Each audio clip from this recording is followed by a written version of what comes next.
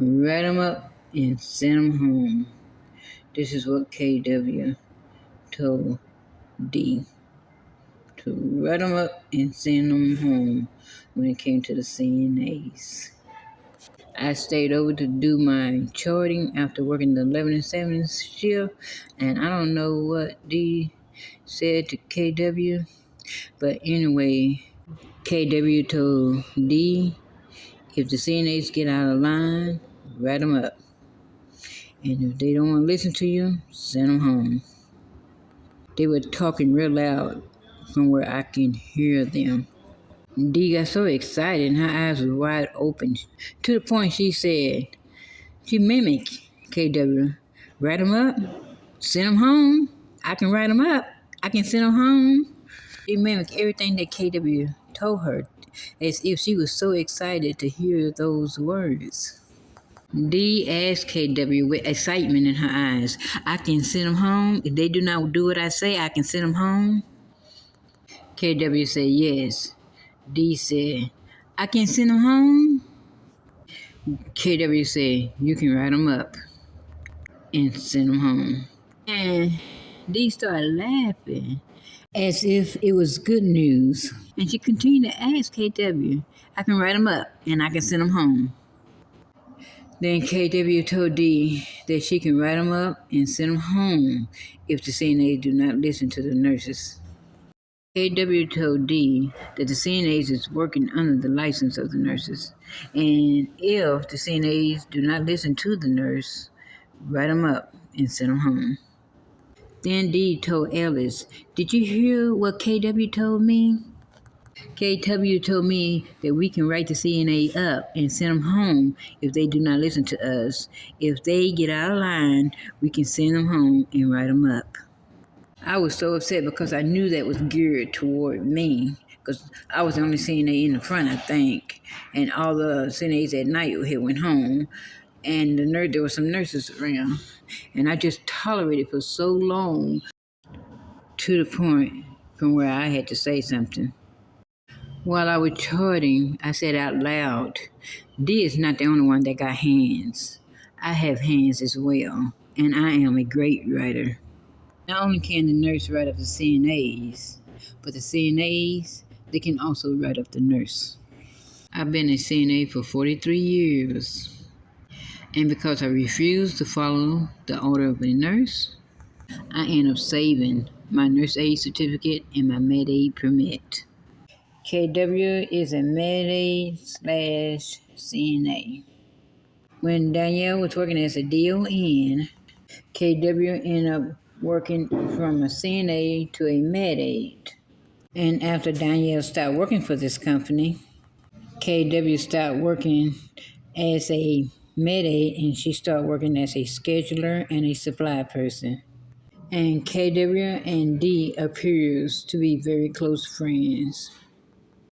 I told KW she is a med aid CNA just like I'm a med aid CNA, and that she cannot tell Dee this. I pulled KW to the side and told her she is igniting Dee's spirit in an explosive way. And she is going to cause this woman to cause all sorts of havoc on this job, especially with me. And because I was so upset by what was being said out there in the open, I said out loud while I was charting, I have seen many nurses and DON lose their license and was facing prison behind bad judgment calls. KW was stepping from up on the outside of her job description, and then she was giving bad in-service to a licensed nurse, which was not her call to do. KW told me that she was not talking to me. She said that she was talking to Dee and that I was dipping in someone else's conversation. But Dee and KW was talking so very loud from where I and the 7-3 staff who was in that area was able to hear their conversation. I feel like when they was talking loud from where I can hear it and everybody else can hear it, I feel like they was sowing discord in the midst of us.